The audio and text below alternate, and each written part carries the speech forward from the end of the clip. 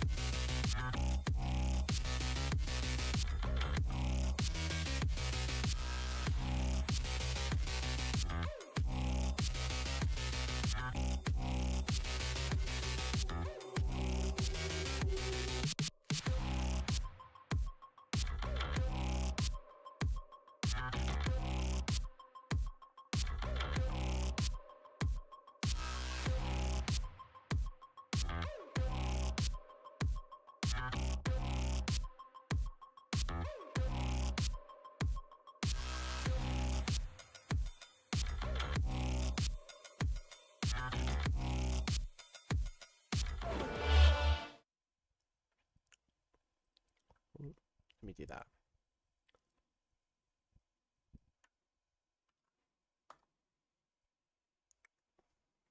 We're in the camera scene, by the way. Oh, you didn't tell me. Hey, welcome everybody. welcome back to WOR Tier 4, as we are down to have what should be either the most interesting qualifying in the world and probably a very questionable race, or a somewhat so decent race ahead of us. We're going to Monaco, a very controversial, but apparently everyone likes it, so we kind of have to stick to it. Of course, Luxy still stuck by me and still having to sit alongside to the craziness and very ill opinion when it comes to Monaco. Luxy, I think the main focus is qualifying here. Yeah, absolutely. I mean, qualifying is going to be what it is, because, I mean, with the race, there's not going to be any overtakes whatsoever unless someone's got a good run down the main straight into Saint-Devote, but apart from that, we won't see any overtakes. One thing I do want to say, though, is there is a mandatory 2 pit stop rule this season of Monaco, so one thing is the strategy is going to be massive. When are you boxing? Are you going to try and wait for a safety car? Because if you don't get those 2 pit stops done, you're not finishing the race. You're going to be disqualified or get a hefty penalty. So these drivers have to realize, when am I going to box? When am I going to go to the hards? When am I going to go to mediums? I don't think we'll see softs in the race unless someone thinks, you know what, let's have a little bit of a laugh. It's Monaco. It's sort of the Joker race of the season, you could say. There'll be no overtakes. I think we're just going to see a lot of mucking about with these drivers today. Yeah, I think that the only good news and the only thing that really starts to come alive is that mandatory 2-stop, which in F1 esports will work, because especially on the lower tiers, we talk about, sometimes our team's going to work together, particularly the TF10s. They usually like to work together. We know the Williams like to work together. The McLarens, they are amongst the same teams, but in esports, we are, especially in motor racing, we are a breed of selfish drivers that only drive for ourselves. And team, well, what does team actually mean amongst sim racers? It doesn't in that retrospect. So yeah, this 2-stop is going to be glorious. It is going to create that chaos. It is going to create that question mark on how to approach it. And there are a vast number of strategies you can play off. One of them being pit on the very first lap, because we know for sure that you could pit midway through and survive the entire race. So it makes sense. You're gonna see a load of people, particularly at the back, decide to go for that risky pit early, get it done and dusted, while other teams and other drivers go long and do a standard pit stop and then one last pit stop at the very, very, very end. Yeah, absolutely. And as you were saying, talking about the teams, I think we should run through the grid for today's race. In the McLaren, it is Wilson Hall, but he's not joined by Ryan Jacobs. He's joined by AMS Axel. So we may not actually see a little bit of McLaren team play, as only one of the TF10 boys are in the papaya seat. In the Ferrari, we have Kevin. Now, I don't. It says to be concluded or something, or to TBC. So right now he doesn't have a teammate. So Kevin is the lone Scuderia Ferrari for today's race. In the Red Bull, it's Herman Polikov, yes, and Michael Heidrich. The two Oracle Red Bull drivers, we've seen them. They are quite consistent in the sort of mid-pack area. I would love to see them in the top 5 for today's race. In the Mercedes, you have James and you also have Flo Denner. Mercedes are still pointless. It's we're 5 rounds into the season now. They need to get a point. They are getting really, really unlucky, especially James. He's got many DNFs. He got 16th in USA. So let's see what he can do in today's Monaco race. I hope he gets points. As someone who's a Merc fan in real life, you know, I kind of favor them in the F1 esport world as well. In the Aston Martin team, we have Red Miz and Harrison Holmes. That's going to be, well, we saw from round 1, it's a really, really good lineup. Harrison is one of those guys that will fight near the top to give Scott, you know, the Papayas and the Williams that sort of run for their money. And that's what we love to see. I think it's going to be interesting near the top, to say the least. In the Alpine, we have Leonard Jorna and Luis. Luis is very, very consistent. He had back 4th places, and I think he still finished in the points in Austin, Texas. Leonard Jorna as well, very fast driver. I expect him to sort of be near that top 7 area. In the Haas, it's Matthew Roberts. He's not joined by Jake Finch, as he still has a race ban, but he is joined by Lewis Welch, which I bet some of you guys will know. Lewis Welch is a very, very, I would say, prestigious league racer in the F1 games. He's also a pad player. I didn't realize that until I looked into his Discord bio. He's a controller player.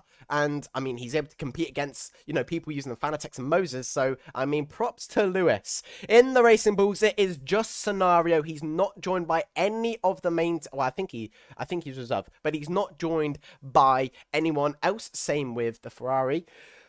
In the Williams, there is not going to be any Gianluca. It is just Amos. So Williams may actually be caught up on points by the other teams, particularly Kick Sauber and McLaren. In the Kick Sauber, it's Scott and George, the 2 main drivers. They are going to be on a charge for points. They are tied with Papaya McLaren for that P2 spot, and they are only about 20 or 40 points, behind the Williams boys. So today is the day where they can claw their way back up, with obviously only one McLaren main driver being here. So this is where Kicksauber really need to lock in.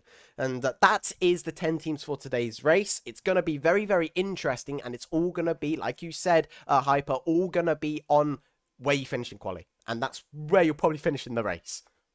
Yeah, it's going to be the deciding factor. It's, you know, the 2-stop, as much as we kind of brag on about how beautiful it's going to be amongst sim racing, you know, realistically, I do think 2 stops should be mandatory in sim racing across the board. But again, it's a question that needs to be looked at, because how close the racing is, how different, you know, well, the lack of difference in the way that people drive does not show in esports. So yeah, we definitely do need to spice things up. But Monaco, it's difficult, it's narrow. It very much will make us rage at some point. 19 turns in this track. It's a 3.3 kilometer track. It is considered one of the slowest average speed tracks as well, where if you were back in the 1980s and before, coming on to the 1990s as well, actually, you spent half of your time, actually not even half, most of the race driving that car with one hand on the steering wheel, because you have to remember back then it was manual gearboxes. So a massively dangerous track, but nowadays just not viable. Yeah. And I mean, we are getting into the qualifying. So let's talk about the Monaco Street itself. Monaco is a lovely 19-turn track, 3.3 kilometers long, and it's very prestigious, like you said, Hyper. It is the most historical track in the Canada, and that's why it is still here. It's got a lot of elevation, especially in the Sector 1 area, and we probably won't see much overtaking, apart from probably into the Sandavot and maybe into the Nouvelle Chicane. You're lucky. Yeah, let's just really add that. If you're lucky, Sandavot's really is a dive bomb. I would be extremely surprised if anyone has the kahoonies to send it into Sandavot. Into the Nouvelle Chicane, yes, that is a very common place. I do wish they did add DRS into that tunnel. I think it would be beautiful. Oh my lord, it's raining. Oh my. As well. Yes, it is raining.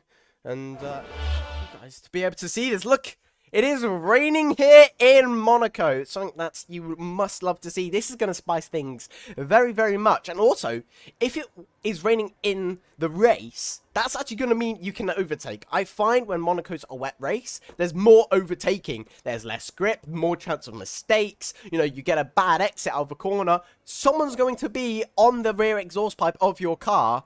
So, I mean, this is going to be very, very interesting. And the first man out is, I believe, Leonard Yorner. Let me just get all the things that we need. I think that will be it. That's what I need. But, oh my, Matthew Roberts still on the soft compound tyre. Maybe he's just going to wait for it to dry up, as it doesn't seem to be very, very heavy rain. This is going to be, like you said, very interesting, to say the least. It's going to be challenging. This street circuit as well. You got to remember there is a load of bumps, and we're already seeing Leonard. I don't know if that's going to be some wing damage just to start off the lap, because we heard the crunch onto the wall. But the main point here, it's going to be bumpy. The traction's going to be less. Realistically, we should be doing this in daytime conditions, and I'm not surprised there hasn't been a call for a lobby reset to reset this, because the nighttime actually does affect tire temperature. It's colder, it's wet, the grip is going to be ridiculously low. So there's a lot of factors here that we aren't looking into that can upset a lot of drivers here. But right now, I think everyone's finding the groove and finding the rhythm. Yeah. And one thing I do want to mention is Monaco, normally that's where you see a little bit of a dip in the attendance. But no, we've got 16 drivers here ready to race. And Leonard Yorner, now he's getting a little bit more up to speed.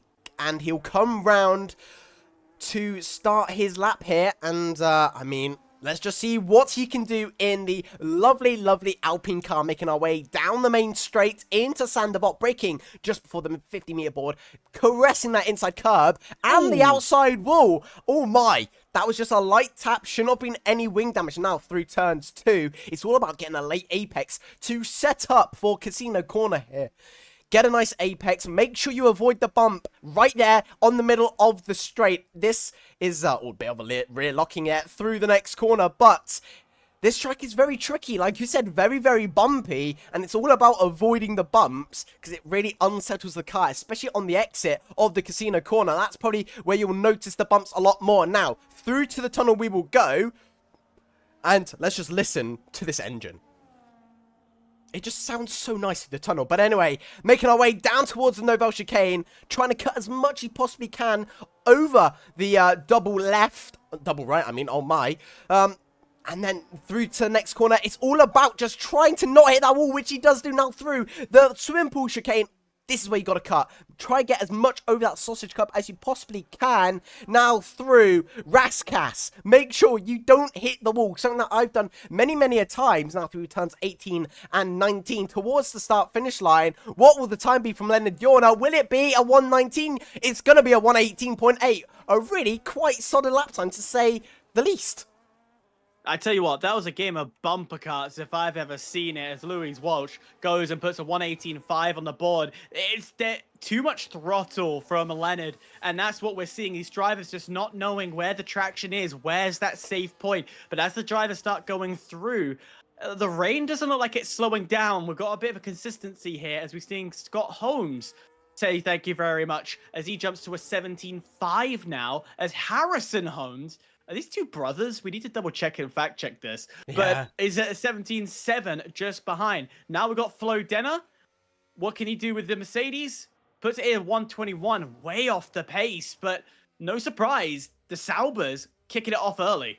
Yeah, absolutely. I mean, like I said, when we were going through the standings, Saubers are the ones that need to try and gain as many points as they want if they want to keep this title fight with Williams close. Williams are stomping in the lead, and you can see that Wilson Hall going up to P5 with an 18.4. He's got an exact same lap time as Matthew Roberts there, so this is what you love to see. And like you said, qualifying will be very spicy. But yeah, Kick Sauber, quite good quality positions, quite good bank laps, especially from Scott. But these guys have really got to lock it in qualifying if they want to try and keep this title fight close in both drivers and constructors. Axel, too much throttle on the exit. I think he's just lost that chance of pole position as well. That was horrible, the exit. It is a purple last, so clearly there was pace amongst the race. And we're actually going to see this, and you've got to be mindful. Drivers are going to do multiple laps now. They can use one set of inters and basically run probably 3-4 laps before they would consider going back in to change for a new set of tires. So Scott Holmes improves with a 17.4. Red Mers cross the line. Start his Gonna lap. start his lap. I did not spot the start, but the two Red Bulls in the pit. We said they're midfielders, not doing anything just yet. Think what they may be doing is trying to see what the weather's doing. As you can see, it's very, very light rain. Could actually see maybe going to softs. Could that be a viable strategy? There's a purple in the sector one there for Redmers. A very hefty flick. I thought flicking wasn't meta on this game. Obviously, it was in 24. But I guess you can get away with it in qualifying. But Redmare's coming through my least favorite section of Monaco, the double right-hander. It's so tricky to maximize the track. And through to the tunnel towards the Novell chicane. What can Redmare's do? Where's the split? It's just after to back of turn 12. Will he hit the wall on the exit? It's very easy to do, but no, he does it very beautifully. And Harrison goes up to pole, 16.499, exactly, well, I say almost a whole second faster than Scott, but Redmere's, the man on your screen right now, a little bit of a wheel spin on the exit of Raskas, but towards the line, what will it be? Will it be a provisional pole time for him? Yes, it will be, Redmere's, your man on pole as of now. 16.4 is drying up.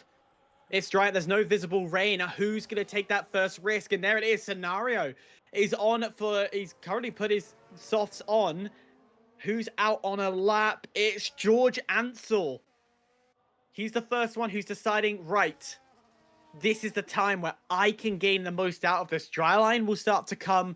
The weather clearly dimming down. And look at this. He's keeping up with the Ferrari on the outlap. So clearly we are in soft territory. Yeah, absolutely. You can see no rain on the screen. It is bone dry in Monaco. Now, though, Kevin, he is provisional P3. He's probably just going to try get back to the pits to get a new set of softs on. But also, right now, that's what I say right now, but no, Scott Holmes is like, you know what? No, let me sit provisional pole. The Aston Martins can wait because they were provisional 1-2, but now they're only 2-3. Very nice from Scott Holmes, but what can George do here? As he is the first person to set a soft lap, if I'm not mistaken yet. Scott is still on intermediate tyres. So, the man to watch right now is going to be George Ansell. Yeah, and he's coming round. Raskas to start his lap. If those were what thinking, hang on a bit, we've just been sat on board with him for a long time. No, he was on his out lap, and the fact he was faster than the Ferraris while he was trying to do his in lap says everything. How's the grip looking? A little brush against the wall, but still quite solid. This Kick Sauber car holding its position. And look at that, it's just pure grip. Absolutely. Absolute pure grip. The only thing, was George Ansell gets a little squirmish, a second, nearly 2 seconds quicker off his lap time. Only thing to note is, of course, the cold weather. Remember, we're doing this at nighttime. We should be doing this at daytime. So that's a little bit interesting. But George Ansell, this is clean at the moment, as he is going to head towards the Nouvelle chicane. Yeah. And I think what he's going to do, brake as late as you possibly can. It is a downhill braking zone, so it's quite sketchy, to say the least. But now we go through turn 12. Oh, it's a massive shunt with the wall. Not ideal. Through the swimming pool chicane. He's throwing the kick Sauber left and right. Through Raskas, we will go now. Now the final two corners, he's just throwing the car in. It's an absolute beauty to drive. What will the lap time be? I think it's going to be an 11. No, it's a 10.2. George Ansell, the man whose provisional pole, Matthew Roberts, is not able to dethrone the kick Sauber. Too much aggression at the end. George, as much as he got it, I don't think this will stand for too long. He was flinging it with aggression, and that was too much for me. He has made too many mistakes, tapping into the wall. It's dangerous. But Scenario, 2 seconds already off the first sector, and he's about to head into the tunnel. And this could be a floundering, an absolute storm of a lap time from Scenario into the Nouvelle Chicane, the sketchiest of them all, as he has to readjust and take to the gravel. Well, I say to the gravel, to the shortcut, as Flo Denner with the Mercedes at 1:09.2. These lap times are only just going to get better and better and better. Absolutely, but also, Matthew Roberts is out of qualifying here, as he's done a little bit of an oopsie into the Nouvelle Chicane. He's cut it too much, and he's lost his front tyre. Not ideal, when the track is just going to get a lot better. It's going to get a lot grippier with all these guys going around. Grip's going to increase. Lap times are going to get faster, as you can see, from George Ansell's lap time to Flo Denner's, a second difference. So, Matthew Roberts not looking quite good right now. With 6 minutes left, maybe good enough for 1 or 2 more runs. So I think we'll start to see that Haas plummet down to probably P14 at the most. Wilson Hall looking to cross the line. What can he do as an improvement? Is there anything that he could get that McLaren up into points position? And there it is, Wilson Hall, 1:09.0. Absolutely storming in true papaya colors, putting it up onto pole.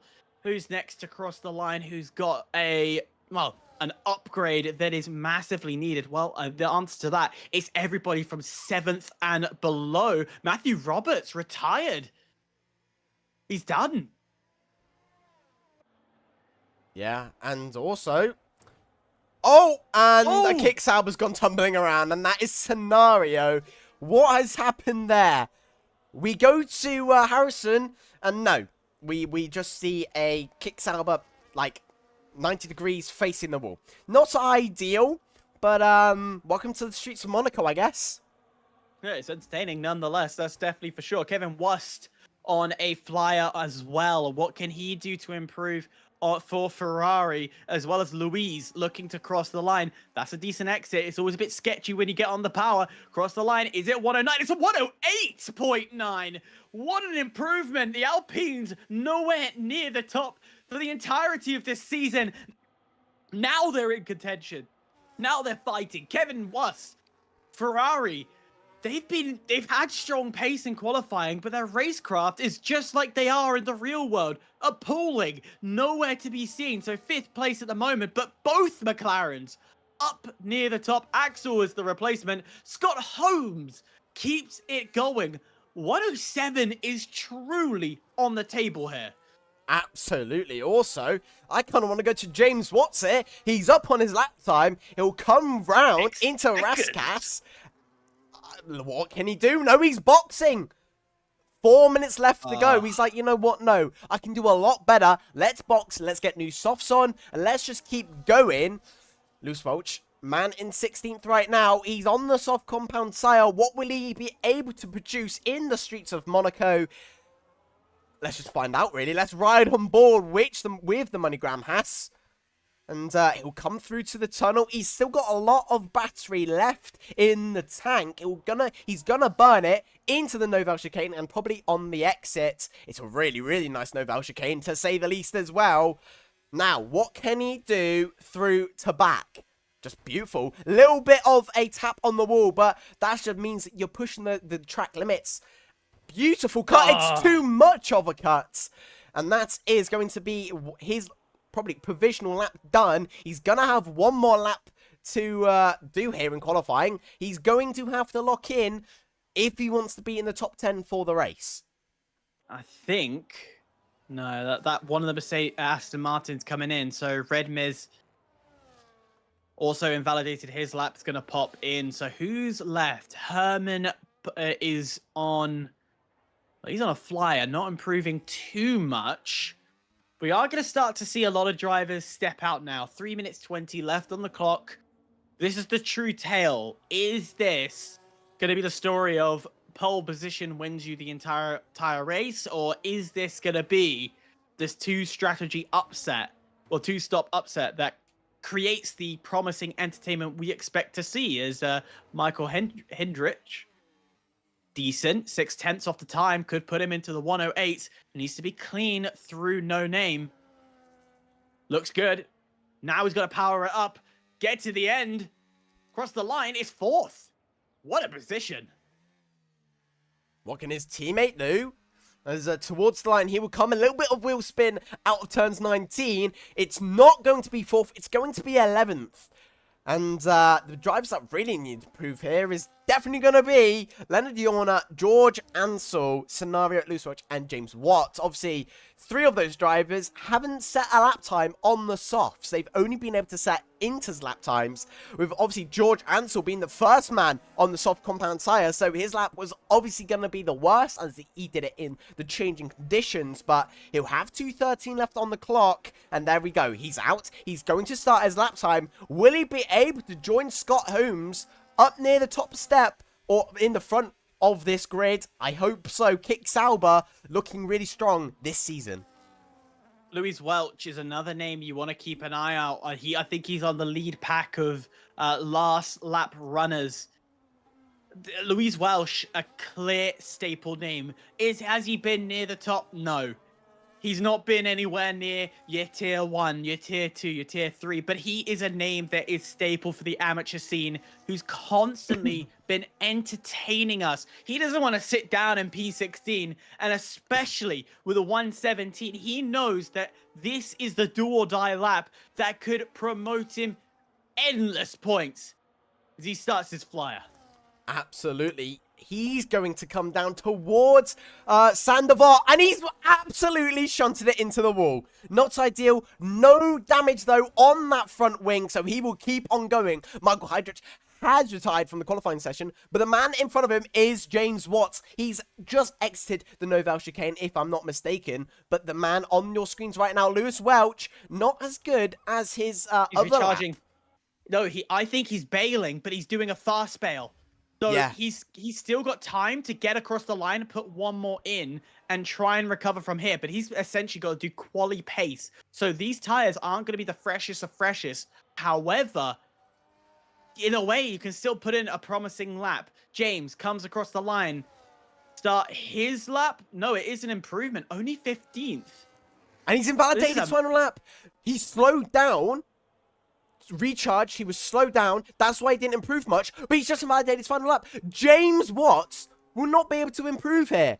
That is not ideal for the Mercedes AMG driver. He's up in the sector 1, he's going to keep going as if he's on a proper quali lap, but no, he invalidated. He cut too much of the Sandoval, and that is not going to be ideal. Starting down in 16th, probably 17th. Not ideal. Luis up to P3. That is going to be amazing for him.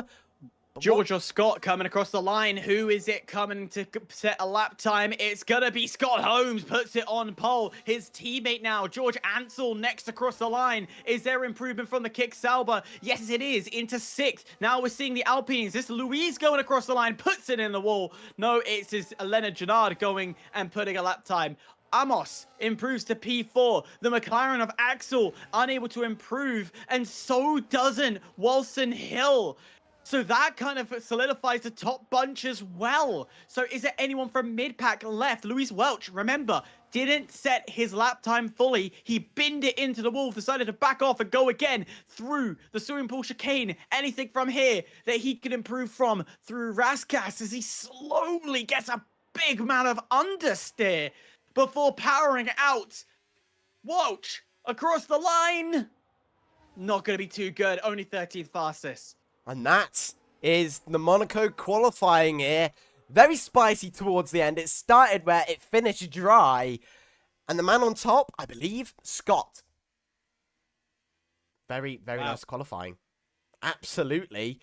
And there you go. Yep, Scott Holmes is on the front row. He's joined by Amos, the Williams driver. That's going to be very spicy. Obviously, Williams leading the constructors as of now. And Amos is only a few points behind Scott in the drivers. So, there is a rivalry to be had there. Harrison Holmes as well in P3, joined by his teammate Red Maze in P4. So, Aston Martin looking mighty strong. Michael Heinrich, I believe this is one of his best quali results so far this season.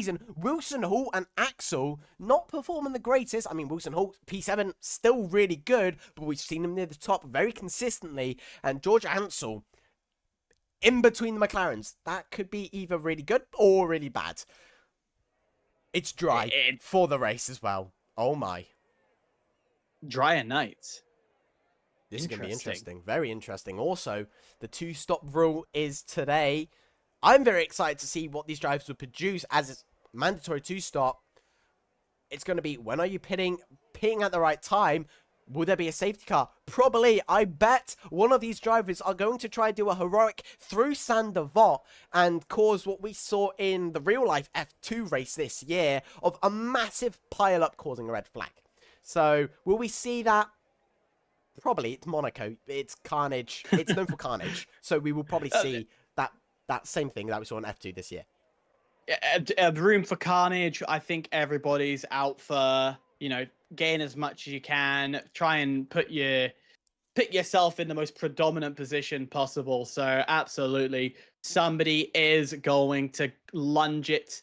And, I expect nothing more than an end plate at least to fall off. Of course, the main talking points is, how do you use up both your pit stops? Normally, you go and run to about middle of the race or just shy of the middle of the race and bang, create your pit stop at that point. Otherwise, with this two-stop, it's a bit different. Yeah, waiting for the strategy. Now, what's going to be the call? Start on the hards, try and go long, go medium, medium. Take us away, high softs. 5 lights showing on the screen. It's here in Monaco, the do or die as we get going. An immediate start from Scott Holmes, who finds a fantastic launch to get it going. Both the Aston Martins getting away well, but it looks like Luis going side by side with Red Mist, trying to find a way to push through as his launch was just as powerful. But as disappointment as it is, no one's caused damage, no end plate's been destroyed, it's been clean off the get-go, and that is disappointing indeed, until we get to the hotel hairpin, where some people are gonna lunge around the outside. It's not a two abreast type corner, but somehow everyone's making it through. Man on a mission right now, Lewis Welch started P13, he's made 2 amazing moves here. One on Kevin and one on Herman Polakov. Very nicely done from the man in P11 right now. He's on an absolute charge. I wonder where he'll finish in today's race. Also, really, really nicely done from Scott. He's got already a 1 second leeway to Amos in behind. He's on a mission today, Scott Holmes is. He's going charging for the win. I love to see it. A lot of the drivers, I've seen a couple of people running on the softs. They're not going to be waiting around for too long. It's Lewis Welsh. And there you go. Immediately into the pit. Some drivers doing exactly as I expected. Use a softer compound or a compound that you don't like. Bin it. Get it gone. So no surprise, Lewis Welch putting on the softs, getting that extra grip to kick things going. And look at that. Straight onto the hards. Go long. Go the distance and play this race how it should be. I really like that strategy from Lewis Welch, Scenario, and Kevin. I think Kevin had damage, same with Scenario, but Lewis Welch, he did it on purpose. Starting on the softs, he made ground at the start, but that probably wasn't his intention. He just was at the right time, in the right place at the right time, and it's amazing for him. He's now he's doing a 50% race. He's locked in, now we just got to focus on the one stop. If there's a safety car near that mid point of the race, Lewis is going to be in the best position here. I love this. I love the strategy. This is going to be an interesting race. And interesting race in Monaco isn't something you hear a lot. No, it really isn't. And you might want to pull up not just the tires, but the stops as well. Get that graphic up because that 100% is something we're monitoring. Remember, I don't think we've said it enough. 2 stops have to be done. For those early people who have pitted, there's also an advantage here. Free space. They don't have to worry about the battle. They're not slowed down by anybody, so they can pick up the pace. And I think this is what F1 entailed to happen. So if F1 is watching, which, you know, it's surprised if they are looking at Tier 4, this is how it's done, ladies and gents. This should be what we were expecting. And also, the man right now, Scott Holmes, he's just flying away. It's as though, I swear, Scott is just too fast right now. He's found 1 second per lap. As of now it's sort of dying out a little bit. You know, you got Amos who's getting a little bit of a fight from Harrison in behind, but I think Scott's just got that sort of Monaco pace. You know, you've got people that are okay at Monaco, and then you've got Scott. I mean, he's just flying away right now. It really is. You're right in saying some people just like this enclosed, dangerous, and, you know, zero mistake mentality. And Scott Holmes, if we talk about zero mistake mentality, we know he's quick, we know he's fast. The aggression he brought into Kota last race was laundering. He made sure demonstrated that Tier 4 isn't for him. He wants to show that he's capable of Tier 3. And right now, with this storming pace that now is putting him just shy and now into 3 seconds, that second a lap, that's huge. Absolutely. Also, Redmir's there, tapping the wall. Not ideal, as it did lose him a little bit of time. But also, can we just talk about the fact that Lewis Welch is catching James Watts? Pit stops here in Monaco, quite short, believe it or not. Where the pit lane entry is, it's in the most perfect spot. Right on the exit of Raskas. It's like about a 16-second pit stop, 17-second. Depends if you're changing for wing.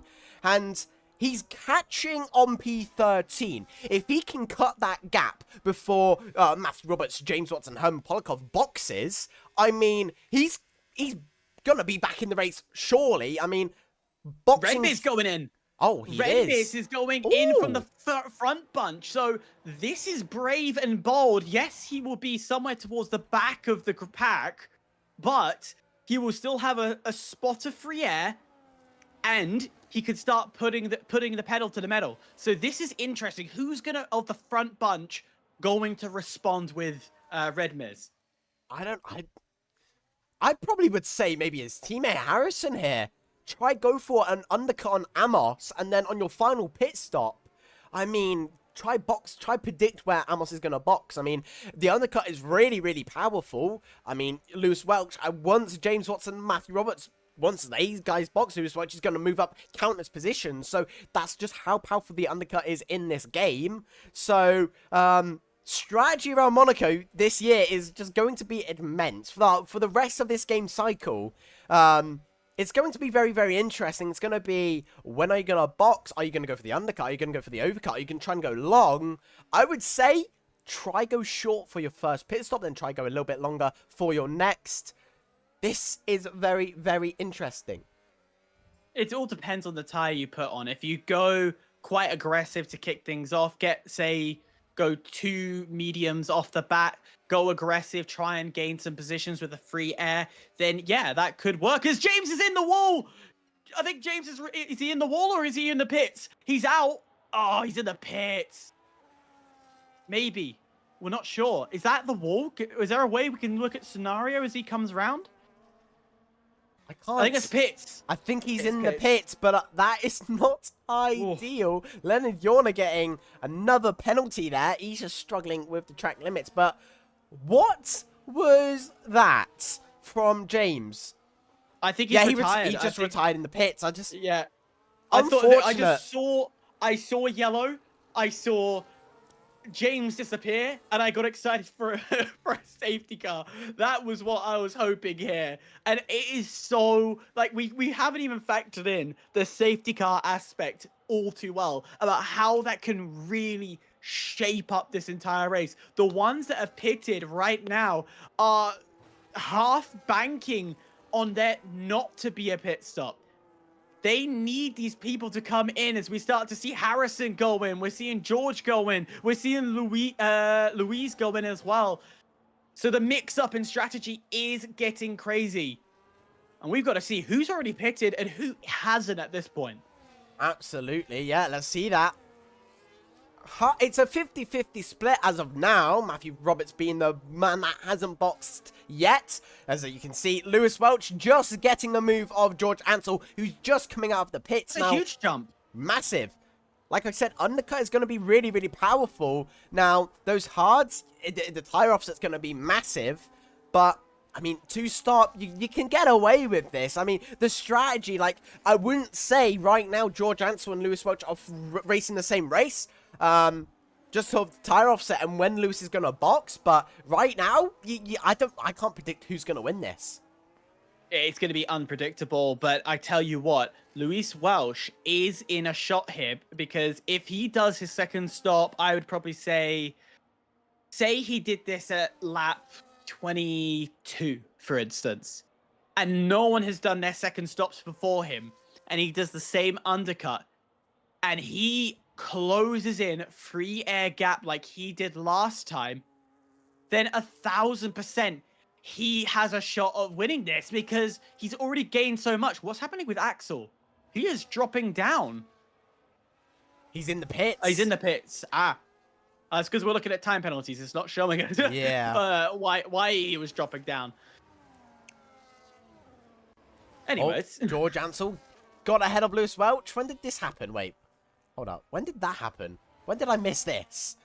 Anyway, though, closest fight right now is probably either this one or the one we're seeing right now of Wilson Hall and Michael Heiderich.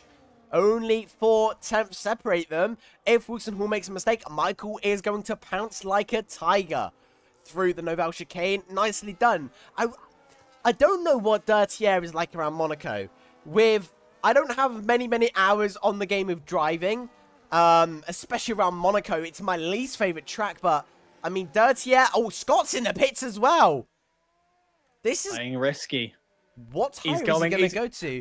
It's hard. I think he's looking for clean air. I think is the goal here. He won't get some clean air. Keep going with the good pace that he has. He's also. Oh, that was just lag. That's just a glitch. Yeah, that's a massive lag. Has he slotted in well? No, that's decent. He's gonna be. Yeah, no. He's gonna behind Matthew Roberts, but realistically, there's still some air he can play off. He will slowly catch up to Roberts, but I wouldn't say this is a bad position to be in. No, not at all. He is the man leading the people that have boxed so far. Redmond's also. Can I just say he's having a massive undercut as of now. He was down into 4th. He boxed like quite early on. And he's gone for the undercut. He's now put, like, net P2 as of now. He jumped his teammate as well, so... Oh, look at Holmes. Look at Holmes. We might actually have an overtake in Monaco. Holmes an overtake in Monaco.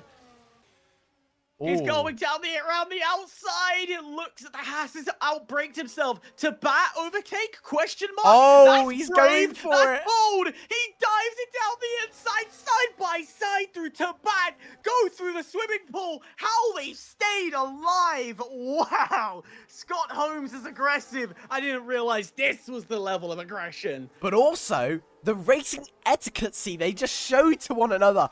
The space was left. They gave each other enough room. It was phenomenal racing. Michael and Flo Denner are both into the pits. This is what Tier 4 is all about, ladies and gentlemen. That is the racing standard that you will come to love and see throughout the remainder of this season. Scott Holmes getting the elbows out. He has gapped Matthew Roberts by a massive margin in only 2 sectors. Oh my, oh my. Roberts is holding up. We saw the Aston Martins try and go up through after Sandervot, trying to make his way through, but it just did not work. So we got to keep an eye of Harrison Holmes. How quickly can he get past Matthew Roberts? As they start to go through the tunnel, it's got to be a lunge. He tries to look to the inside. It's closed in. A little love tap.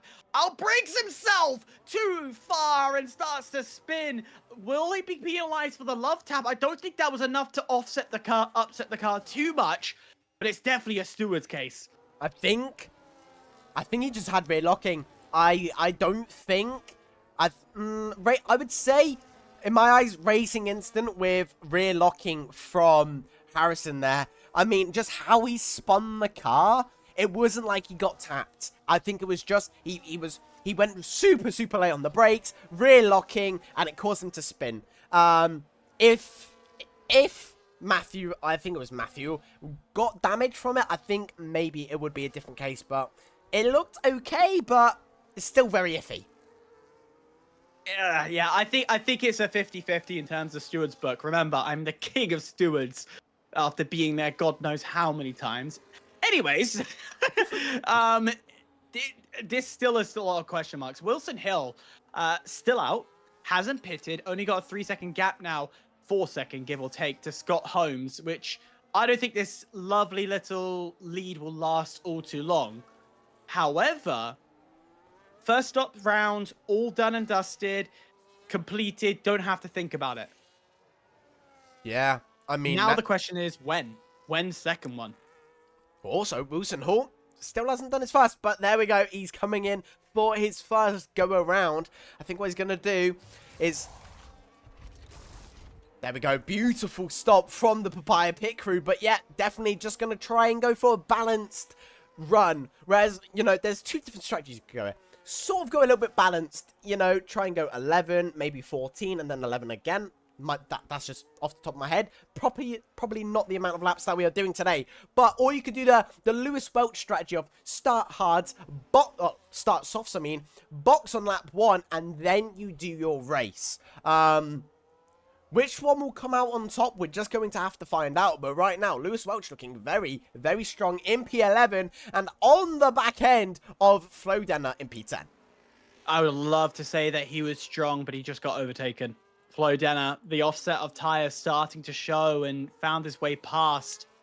So disappointing. Remember, Lewis Welch on 10-lap-old hards. Some of these drivers are absolutely fresh as Amos has made his way through. We're missing every overtake that actually is happening on track. It's crazy to say that Monaco is now entertaining. It is. This is viable. This works. And esports will have to implement it in the F1 esports scene. And I genuinely can't wait till we see Tier 1 go and battle in Monaco. I don't know. I think they might have done it already, but nonetheless, this is working. Meanwhile, we're finally seeing, I think it was Michael Hederich go into the pit. So he has done his stop. Well, it was Harmond who went into the pit. So that is a massive medium tire offset for his first one. This is interesting. I think what we're going to see... Who's that? Alpine? Alpine in the back, Leonard. Just got a massive width of rear wheel spin. He's trying to stick side by side with Matthew Roberts, but Matthew Roberts has barged his way through. Look at the tire off there. 8 laps difference on those hard guys. And also Herman Polikov, when he boxes, he's going to go mediums again. Oh, massive tumble for Leonard Yorner. That is not ideal, to say the least. Don't know what happened there. But Monaco's an iffy one. With traction and how the track is, I mean, just unlucky there from the Alpine driver. And he hits the wall again. He's just not having a good, last few laps on this hard combat tire. I won't be surprised if we see him box and retire. I wouldn't be surprised. Yeah, no, there's something gone. I think the tires are absolutely overheated or they're just far too cold. But let's talk about something that's quite critical here.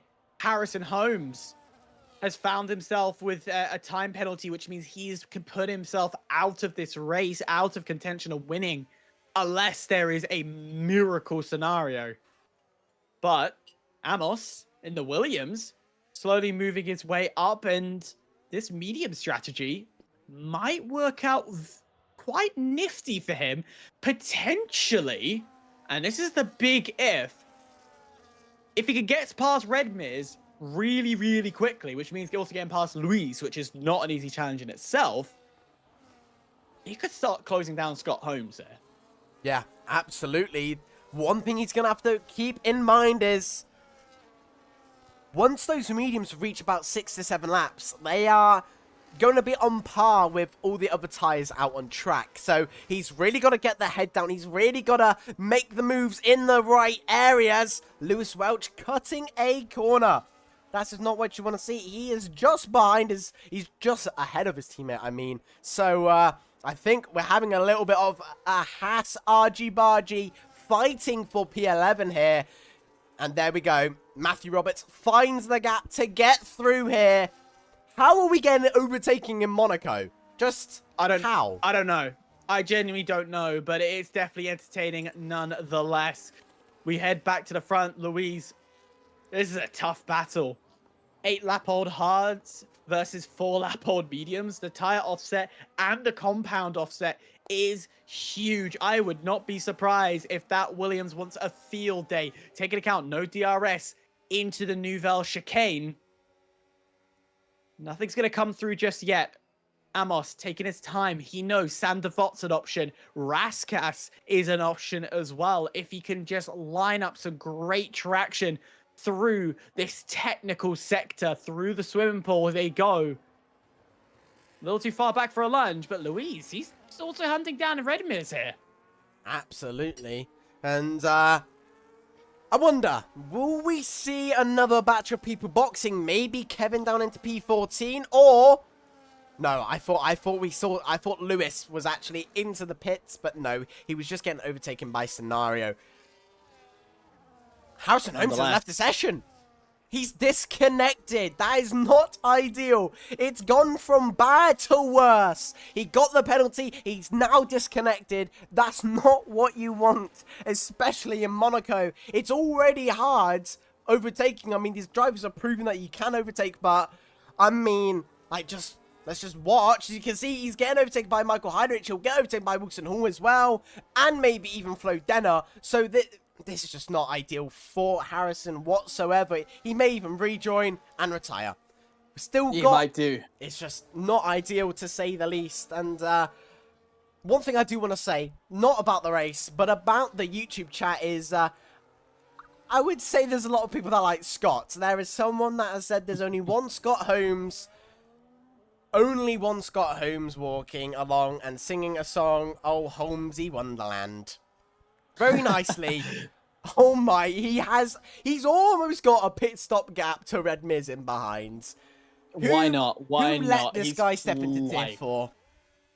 He's flying, absolutely flying, and doing a fantastic job holding the pace, keeping himself going. It's just confidence upon confidence, but I want to keep an eye on Amos, because he's only 2.2 of a second behind. He's been closing little by little. Not overly powerful this time, but look at him. He's nearly shoving Louise around the hairpin now. He is so close, and I would not be surprised if a lunge is about to come in. It's going to be down to the battery where can he deploy all this charge? And you can also see ahead the Alpine quickly getting some grip. And I tell you what, you said earlier, once these tires get past lap 8, they become even.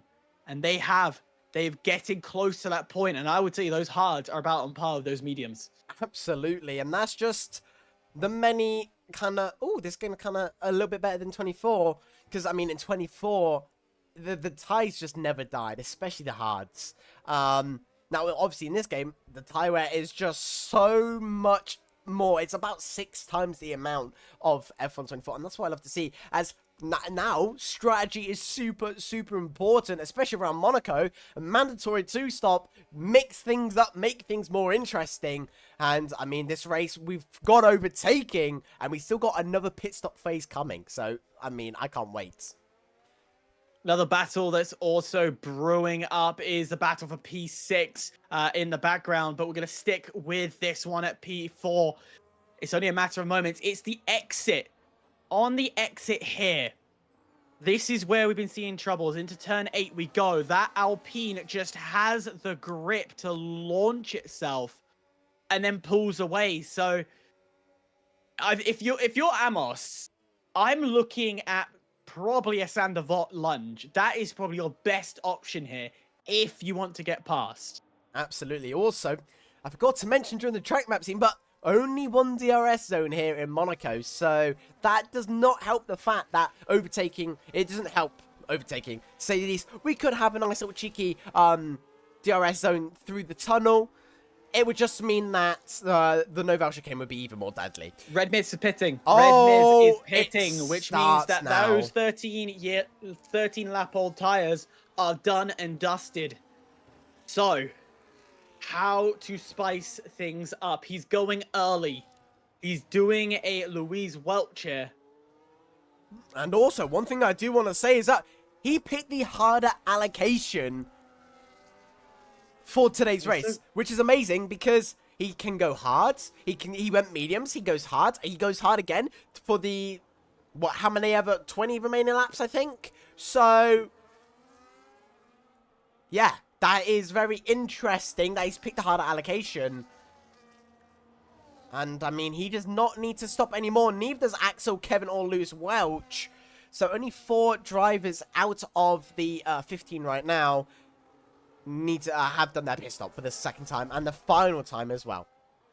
Red Miz has also got some space as well. 5 seconds to close down, start putting the pressure. He's already put that mind game in play against the others to potentially pit, particularly of Louise and Amos. They're going to see this unfold and go, hang on a second, boys. We might have to do something, which is exactly what Amos is doing. He knows those mediums aren't going to last too much longer. So cover for Harrison, which in turn will force Louise to start thinking, if Louise pits here, then Scott Holmes is a free pit stop whenever he wants.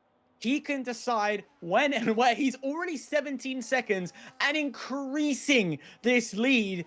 And probably he's going to create one of the largest lead and largest gaps for a victory that I have personally seen in any sim racing scenario or any F1 esports sim race. And I mean, this is when is he boxing? I just want to know when he boxes, because it doesn't matter when he does it, because he's coming out in front of the lead, because I think it is about a 17-second loss during the pit. I may be mistaken. It's one of the shortest pits, and Scott is stomping away. The man of the hour, the man of the race, probably driver of the day to say the least. He's just flying. And also, George Hansel, his teammate up to P3, King Sauber looking mighty strong. This is going to be really good for them. I mean, Amos has boxed, so has Red Miz. So, I mean, once George Hansel boxes, he's going to be further down, but he's having a good drive right now. Will he be able to gain on Luis up in front? If he doesn't, when he boxes, he won't be as far behind. Kicks Alba looking very strong and looking very good to get as many points on the table as they possibly can. Will a 1-2 happen? Probably not, but could we see them both in the podium? Maybe. Maybe indeed, but it's a long, long way to go. George Ansel has some fiery drivers who are literally shoving him around these corners, and they've got fresher tires. 3-lap difference to the Red Bull behind him, and then it just gets even more crazier. A 5-lap difference of tire offsets to the McLaren of Wilson Hall, who is sitting in this train, ripping his hair out, knowing that his race is being ruined by a slow driver, something we've seen in the real world F1. But if you're Mitchell, you gotta make the line, you gotta make the dive bomb. He's quick up the hill. You've gotta make that overtake somewhere. I mean, absolutely, but a 4-legged race, you could say, for P3 right now, and track position is going to be vital. So these drivers probably going to get a little bit antsy near when they come to the pit stop phase for the second time, as Red Miz, he's done what his teammates done, and he's got a little 3-second time penalty, which is not ideal when you have a chance at a podium position. And this just helps George Ansel even more, as he himself has a penalty. So this race has gone from... contact. Oh, yeah. Contact this time from the Red Bull. He went too close. I don't know if that is just a network problem where they were too close, but that was genuine tap. So that's going to damage his front wing and lose him that critical downforce through the technical sections. Thankfully, hasn't done too much, and he's able to stay close.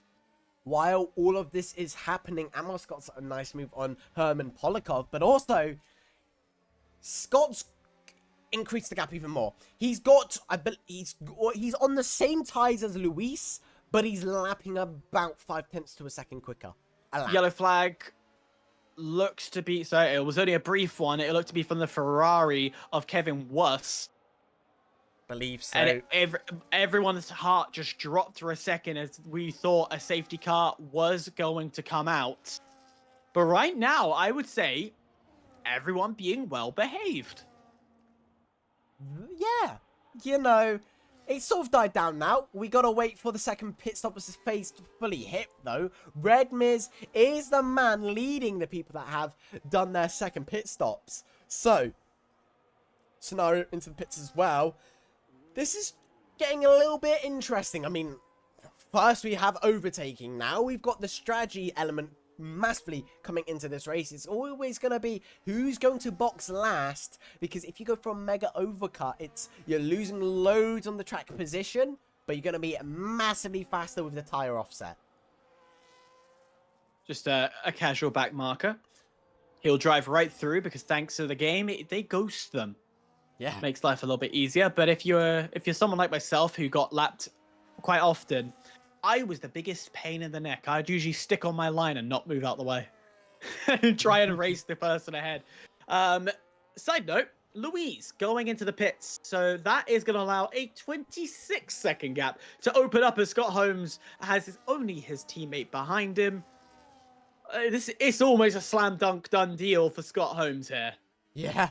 I think we should just end the race here. It's a 1-2 for the Geeks Albers as of now, but Red Miz, he's just 1 millimeter away from... Scenario's in the wall. Scenario's just crashed. He's out. Yellow flags are out. Yeah, I think he's lost it on the front axle. I think it's into the Novel chicane as well. How have we got away? How have we got away with no safety car? Well, and wait a minute. What's happened to Harrison Holmes? He's DNF'd on track. Oh, what is this, guys? What has happened? In the matter of a sector, we've seen 2 cars DNF, and also Red Miz getting a little bit antsy. He wants to not be held up by George Ansel here, but the tire offset is massive. 12 laps of a difference between this Aramco Aston Martin and Kicks Up, and there we go. He comes in the pits. He held up Red Miz massively, helping his teammate out. So how is there no safety car, by the way? As it's Herman's done it into Novel as well. Where is the safety cars, game? Like, let's watch Kevin here. Look where the car is. There was damage on track as well. How is there no safety car? I genuinely don't know. This is crazy. The fact we've not had a safety car pulled out once. But let's talk about the danger here. Scott Holmes needs to pit. Because Red Miz is on a faster tire and eating away at this time. He is on fresh, hard. So you've got to decide right now, Scott Holmes, you've got to go in. You've got to commit to it. And that's exactly what he's doing. Thank the Lord. I should be a race engineer here because he's going in. He's going to get rid of these tires. Could you risk those mediums? I think you probably could. We're at lighter fuel load. You could go the distance, but it's safety. He's going for those hards instead. Let's just see the gap when he comes out of the pits.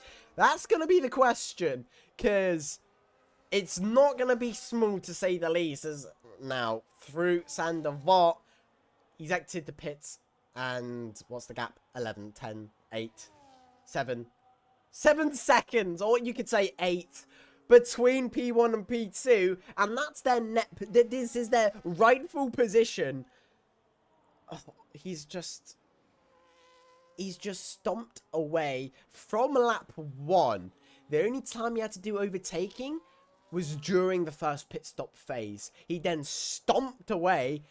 We have 13 laps left to go, and if Scott doesn't crash it, he's won the race. There's nothing that can say he's not won the race. Even if we get a safety car, he'll box, he'll probably go into softs if he has another set, depending on where the safety car is. Go towards the end, and probably win the race by stomping away yet again. If you do it once, he'll probably be able to do it again. Lewis Watch getting another 3-second time penalty. That is not ideal. Oh no, I say another, but it is his first one. Everyone's done the 2 stops.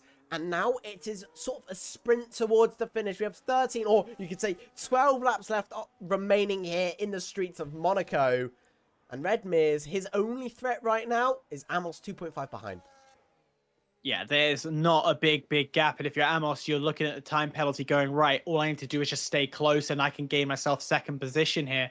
The only true battle that is happening is behind Luis. That is where the fight truly stands, and it is a train.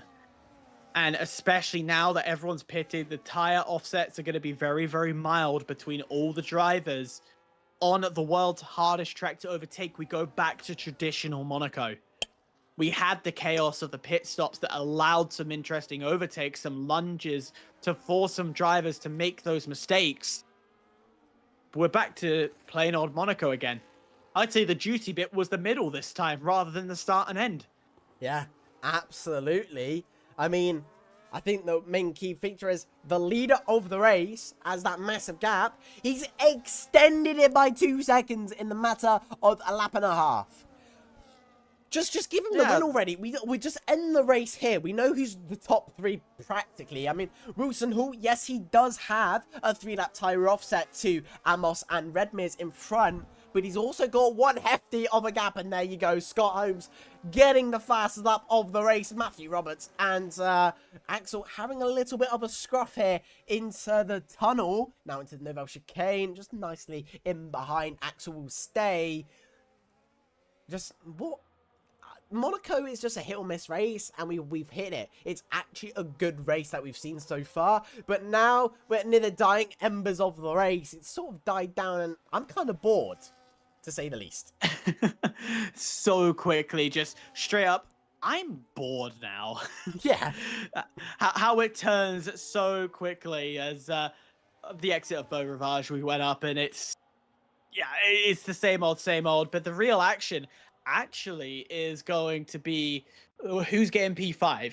Is there going to be an upset? Is there going to be changes here? It's the only part that is close, but slowly Luis is catching up to Wilson Hill, which at this rate then means it's a battle for P4, and I would love that, a battle of P4 here.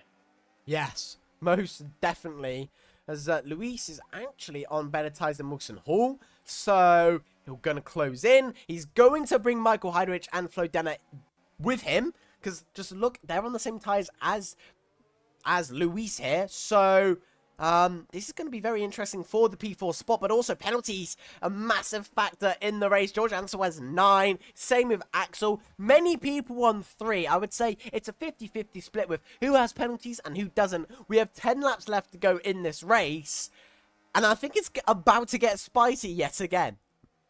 Luis just needs to drive calm.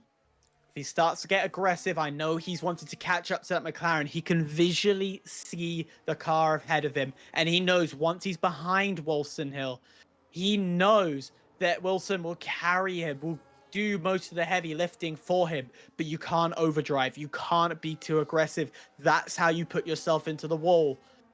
He's doing a good job, slowly creeping in. Is it enough to drop under that second mark? A late break will definitely put him in. No, plays it conservative. Michael gets a 3-second time penalty, so this is falling into the hands of Flo Denner. With the 3 people in front of him, all within 3 seconds of him, he's going to not gain 1, 2, but he's going to gain Luis 3 positions. And now Luis is in that DRS range. And we're also kind of slowly closing onto Amos. Maybe let Luis in front. Maybe let Michael Heidrich in front, who's got more pace than Wilson Hall. And we'll make even more time gain onto Amos in front. Could be indeed. But brilliant work for Luis to find that pace. It shows that he's comfortable with Monaco. He's comfortable the way that he's driving. But it's all well and good catching up. But it's all about overtaking. As a legend once said, I'm trying to remember who said that. Was that Senna or was that Mansell? Either way. It sounds a bit like Mansell, if I do say so myself.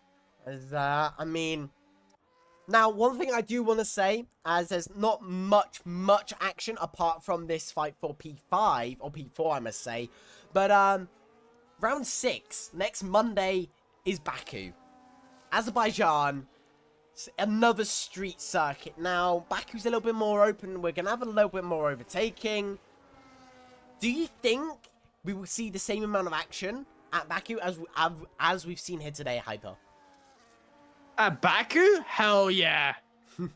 Like, there's no doubt in my mind that it's going to be better in Baku. If you think about it, open roads, long DRS straight, 100% it's going to happen. Absolutely.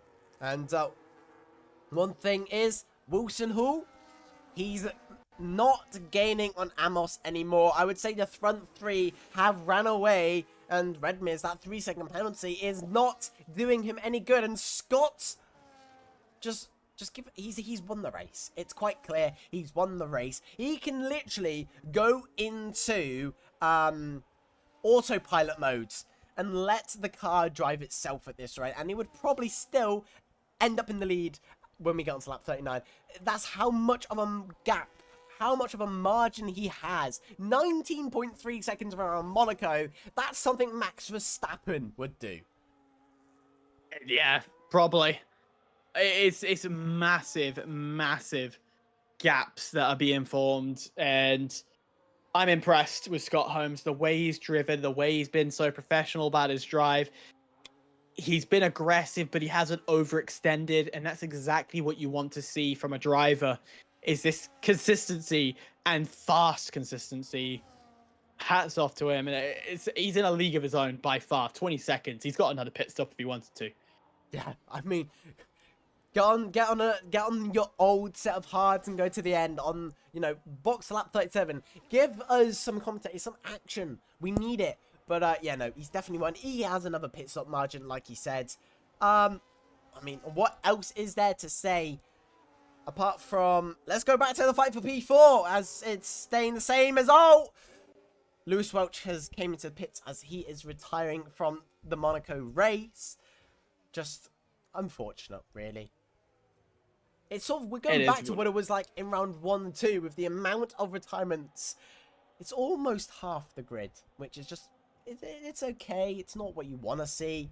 But we have a really, really lovely fight here. 4P4, 4 cars, all within 2 seconds of each other.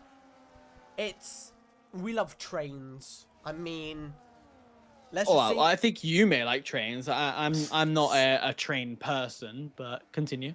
But they need to add another DRS straight to Monaco. That's what we need. It would just be more overtaking to the Nouvelle Chicane. Yeah, we need a long... I know there is talks of improvement of increasing the Nouvelle Chicane. They're making Rascasse wider. The entrance into Saturn 8, they're opening up as well.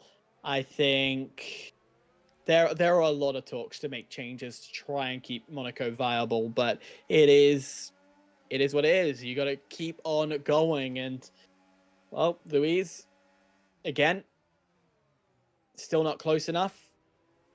At this point, you might as well, if you've got a single warning to play with, you might as well take advantage of it and see if you can cut a slight bit of corner to gain a little bit more, as the rear end stepping out for Louise is horrible. Michael Heidrich, like, sniffing the Alpine's exhaust pipe through Rascasse, through turns 18 to 19. And he's still there. Will we maybe see a move from the Oracle Red Bull Racing driver?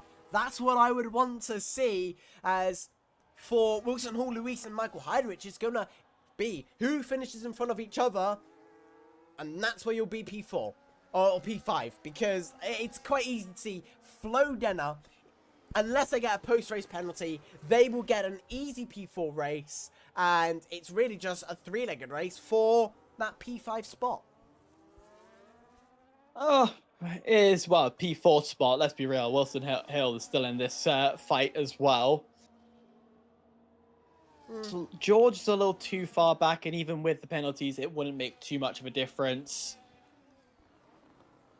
Amos, you can see, he can smell red mist, but he doesn't need to do anything about it.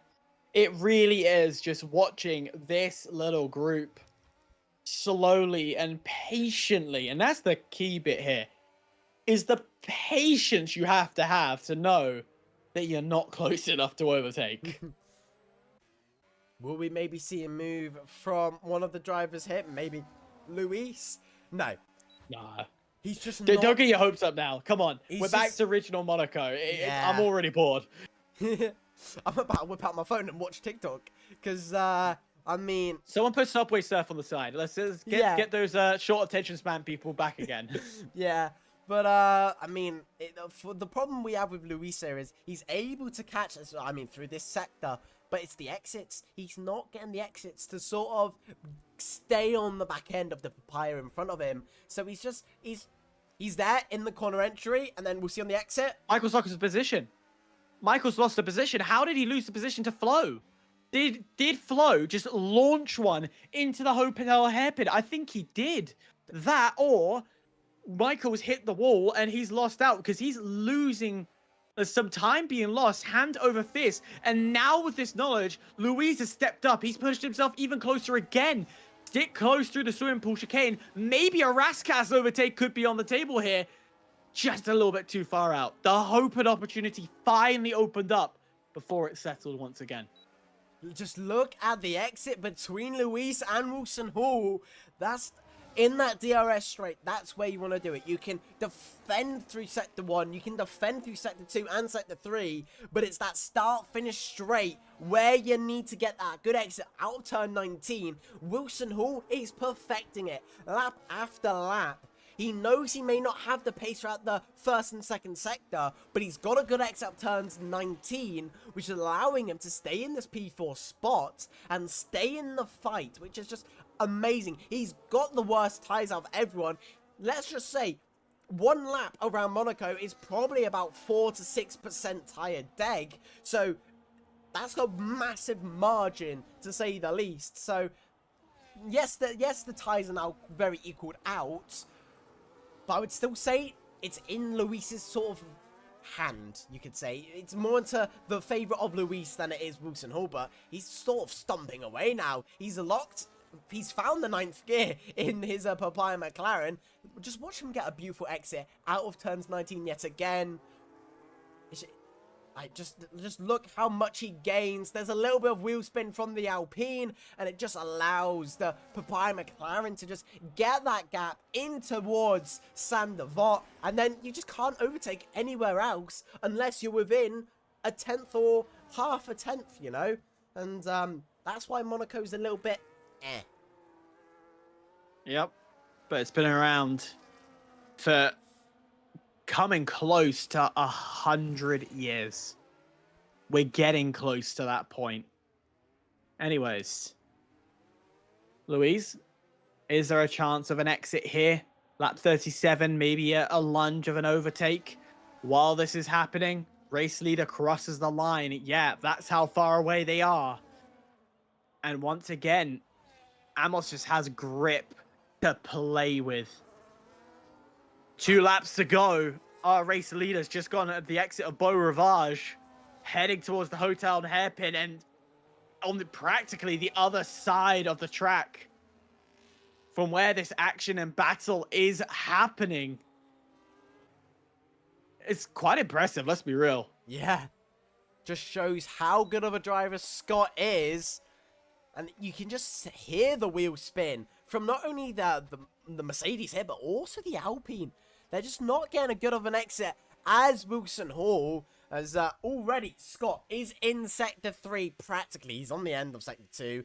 And let's just talk about Redmir's and Amos here. I mean, Amos is going to really gain on that penalty. He's going to move himself up to P2. Unless he makes a really, really big mistake. But I don't see Amos doing that. He's a very fast and consistent driver. And there we go. Axel getting another penalty for himself. I believe he's on 12. Yes, he is. Not ideal. Final lap for our race leader. Let's be honest. Absolute dominance from start to finish. Wasn't the first drivers to decide to switch over to the soft when it came to qualifying. He hesitated. He allowed a few drivers to go through. And when he did put them on, it was no stopping him found himself on that front row, found himself on pole, and then very, very quickly got the best launch of his life. And then since then, it has been nothing but dust. A second faster every single lap. And it's the pure definition of a league of their own. Scott Holmes has been mounting up pace. He's been mounting up these opportunities. He won in Austin after an aggressive dive bomb into turn 12. He doesn't have to be aggressive. He was naturally fast from start to finish. Scott Holmes goes back-to-back race winners and wins in Monaco. Absolutely amazing from the Kicksauber driver. He is the only man this season to win twice. Will he be able to make it a third time in Baku? We're going to have to find out. But it's Red Miz who is leading the way from Amos. Will he be able to keep the position? I don't know. I don't think so. There are many people being lapped. Axel, Kevin, the two people being lapped. Luis is down to P7. Oh my, what has happened? He's hit the wall. But He's right hit now, the wall and ghost. Red Miz is in P2. He drops to P3. Amos in P2. Amazing, the Williams driver. It's Flo Denner, though, in the Mercedes AMG. He'll come towards the line to finish P4. It's Wilson Hall, Michael Heinrich, and then Luis. George Ansel will finish in P8. And Matthew Roberts in the MoneyGram Haas will finish in P9, with Kevin finishing P10 and the final man to score points in today's Monaco Grand Prix. It was spectacular from lights out. Even though it sort of died off a little bit into that final, let's say, 5-10 laps, it was still class between P4 and P7. And there's your man winning by not 10 seconds, but 32. He dominated today's Monaco Grand Prix. Will he be able to do it in Baku? We are going to have to find out, won't we? Yeah, with Luis, he touched the wall. He touched the wall, and once you turn into Ghost, immediately the drivers can start to go through you. And then all that pace, all that pressure you've been put on disappears away, and it's so disappointing because Luis deserved to be in that 6th place position. That 4th place position, but it just was not meant to be after a slight tap. So yeah, unfortunate. Still drove a amazing race, Luis did. Just unlucky in that last little bit, that last lap. Last laps are always messy. He pushed the car, he hit the wall, he got ghosted. He dropped 2 positions. Not ideal, but I want to talk about Flo Denner. I believe this is his first race in Tier 4. I don't recognize the name from other races, so, I mean, he's done what Luis did in Spa and got a P4 on his debut race, which is amazing to see. Scott Holmes, though, going from P1 in qualifying to winning it in the race by a massive margin. I mean, you can't say you've won a race by that margin. Like, it's not a common thing here in WOR. So Scott being able to do that just shows that maybe he doesn't belong here. Maybe he belongs into Tier 3, maybe even Tier 2. I mean, he's just an amazing driver. And I know a lot of people in the YouTube chat think that as well. Oh my. Strong racing indeed. But of course, we have to look ahead. We've said it clearly. Monaco completed. Baku is up next, another street circuit, but this time with a lot more promising overtaking into turn 1, into turn 3. We can actually have some fun here as it is straight line speed. And if you somehow break a second, it's your race over. Slowly you tumble down. Slowly the gaps will form. And this is where it's going to be interesting. But I tell you what, in conclusion, and we've got to say in conclusion, I approve two-stop strategy in Monaco in F1 esports has to stay. Absolutely. It just made the race go from dull to absolutely fantastic. The amount of strategies you can do, like, we had Lewis's Welch strategy, we had, Scott's strategy, we had so many different strategies, and I think we know which ones was the best, which one wasn't, okay, but it's just, it just makes Monaco actual fun to watch.